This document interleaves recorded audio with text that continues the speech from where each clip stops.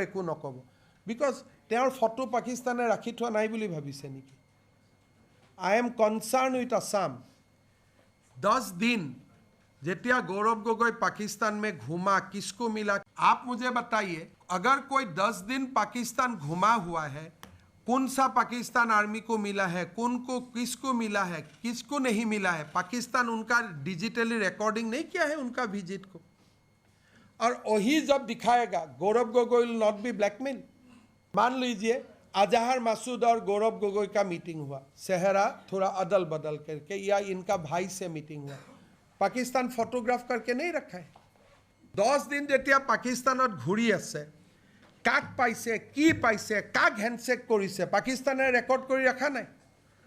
কোনজন আইএসএৰ এজেন্টক লগ পাইছে কোনজন ডেপুটি কমান্ডেন্টক লগ পাইছে কোনজন কাক লগ পাইছে কোন কাশ্মীৰৰ উগ্ৰপন্থীক লগ পাইছে কোট সুটত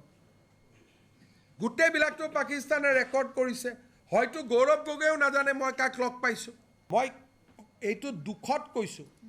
যে অসমৰ ৰাজনীতি কৰা মানুহ এজন এতিয়া পাকিস্তানৰ হাতপুতলি হৈ গ'ল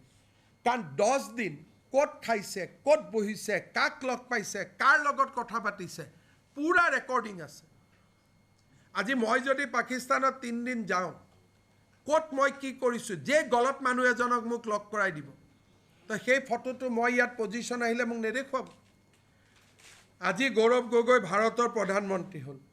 पाकिस्तान की कब ठीक है चलो तुम्हारा ये फोटोग्राफ में रिलीज कर देता हूँ मुख्यमंत्री जानिबले विचारे जे मैं पाकिस्तान गई 10 दिन की करिलो कि मोर परिवारे प्राय 1 बছৰ पाकिस्तान काम करिले आमार नतुन नतुन बिया हल कामत पाकिस्तान गल क्या मैं तेखेतर लगत যাব নোৱাৰো নেকি मैं अकले যাবলৈ দিম मैं तेखेतर लगत গৈছো চাবলৈ কেনেদৰে আছিলা কোট গৈছিলা কেনেদৰে থাকিলা অকলে এজন বাহিৰৰ পৰা ইউৰোপৰ পৰা আহা ইউকেৰ পৰা আহা পাকিস্তান যেনেকুৱা দেশত কেনেদৰে তুমি 1 বছৰ কাটিলা মই জানিবলৈ বিচাৰো কোট থাকিলা কোট তোমাৰ বজাৰ কোট তোমাৰ পাৰ্ক কোট তুমি দোকান কৰা দোকানৰ পৰা বস্তুখিনি কিনা আৰু হয় আমি আগতে লাহোৰলৈ গলো পিছত গৈ মোৰ মন কৰিলে তকসিলা যাবলৈ তকসিলা আমাৰ ভাৰতীয় সিভিলাইজেশনৰ আমাৰ আটাইতকৈ প্ৰাচীন এটা ঠাই आर्कियोलॉजिकल ठाई मोर मन करिले तकसिला जाबले और नियम अनुसरी आमी जदि बेलेग ठाईले जाबले बिचारो एटु एटा नियम दे जे पाकिस्ताনৰ পৰা কোনবা ইয়াত আহিলে বা ইয়াৰ পৰা যদি কোনবা পাকিস্তানলৈ গলে কোট কোট যাবা তুমি আগতে কৈ দিব লাগিব তো প্ৰথম লাহোৰ পিছত মন কইলে তকসিলা ইছলামাবাদত তাই কাম কৰিলে অফিস তাত আছে গলো মই তেখেতৰ লগত বিচাৰিলো অনুমতি গোটেইখিনি তথ্যটো যেতিয়া আমি ঘূৰি আহিলো সাংসদ হলো সেই পাসপোৰ্টৰ ডিটেইলছটো আমি মোদী চৰকাৰক দি দিলো মোদী চৰকাৰটো নিজে ষ্টেম্পবোৰ চোৱা নাই নেকি যে কোট কোট গৈছে 2014 তে গম পাই গল মোদী চৰকাৰটো কোনো আপত্তি নাই মোদী চৰকাৰটো কোনো প্ৰশ্ন নাই এই যে যোৱাকালি মুখ্যমন্ত্ৰীয়ে যে সুধি আছে কোট গল 10 দিন কোট গল আমাক জনাব লাগিব আপুনি বুজি পাওক কিমান সিৰিয়াস এসআইটি এবাৰো মোৰ ওচৰত আহি এই প্ৰশ্নটো নুসুধিলে এসআইটি মুখ্যমন্ত্ৰীৰ মূল প্ৰশ্ন বিজেপি দলৰ মূল প্ৰশ্ন কোট গল এই 10 দিন কোট গল এসআইটি মোৰ ওচৰত আহি এই প্ৰশ্নটো মোক নুসুধিলে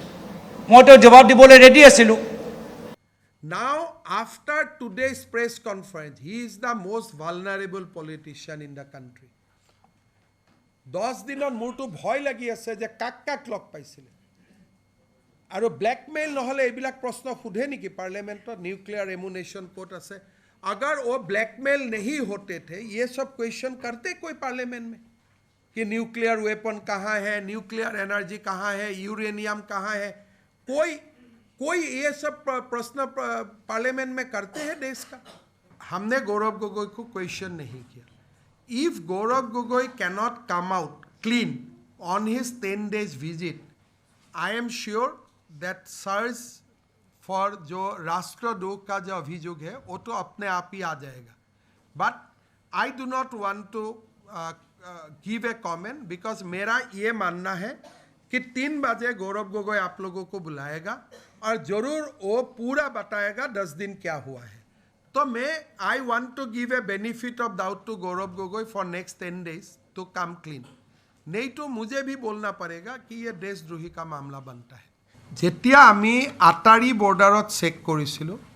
তেতিয়া এলিজাবেথ কলবাৰ্ণ গগৈ আৰু গৌৰৱ গগৈ দুয়োগৰাকীৰে আমি পাইছোঁ, কিন্তু ইয়াৰ ইনভেষ্টিগেশ্যনত আৰু কেইগৰাকীমান মানুহক আমি ইণ্টাৰোগেট কৰিছিলোঁ, আপোনালোকে নাম তাম পাব। 10 দিন পাকিস্তানত একো নাই চাবৰ কাৰণে, আৰু ভিসা टेनेके कोटू चेंज न हो कि अगर लोकसभा सेक्रेटेरिएट को ऐसा लगता है कि ये जो सवाल है नाजायज़ है, ये जो सवाल है इसकी खुलासा हम सदन के अंदर नहीं कर सकते, तो पूरे प्रश्नों को ही रद्द कर देते हैं। लोकसभार एटा नियम आछे कि जेतिया एजन सांसदे प्रश्न एडभान्सत दिए अधिवेशन आरम्भणि हो जोৱা আগতে যেতিয়া প্ৰশ্নবোৰ আমি এডভান্স নোটিছ দিওঁ, লোকসভা সেক্ৰেটাৰীয়ে অফিচাৰবোৰ চাই কি এই প্ৰশ্নৰ উত্তৰ আমি দিব পাৰোঁ নে নোৱাৰোঁ। আৰু যদি কিবা কাৰণত এই প্ৰশ্নৰ উত্তৰ ৰাজ্যৰ দেশৰ সুৰক্ষাৰ ক্ষেত্ৰত আমাক হলটেকত পেলাব পাৰে, তেতিয়া লোকসভা সেক্ৰেটাৰীয়ে নিজে ডিচাইড কৰে কি এইটো প্ৰশ্নৰ আমি কেনচেল কৰিছোঁ, উইথড্ৰ কৰিছোঁ। যদিহে আমি এই প্ৰশ্ন সুধিছোঁ,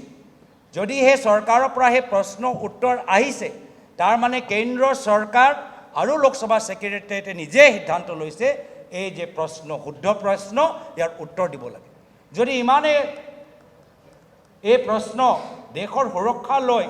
সম্পৰ্ক আছে, তেতিয়াতো কেন্দ্ৰ চৰকাৰে ইয়াৰ উত্তৰ কিয় দিলে? তো সেইকাৰণে মুখ্যমন্ত্ৰীয়ে ভাবে যে অসমৰ ৰাইজে একো নাজানে। মুখ্যমন্त्री समझते हैं कि असम के लोगों को सदन की प्रक्रिया, सदन के नियमों के बारे में कुछ नहीं पता, कि असम के सांसद देश के बारे में सवाल ना उठाए, ये उनकी व्यक्तिगत मानसिक सोच है। लेकिन आज हमारे असम के लोग, असम की बात हो या अंतर्राष्ट्रीय बात हो, सब पर अपनी विचार सदन में अंदर रखने का पूरा अधिकार उनका है और उनके अधिकार का मैं समर्थन करता हूँ।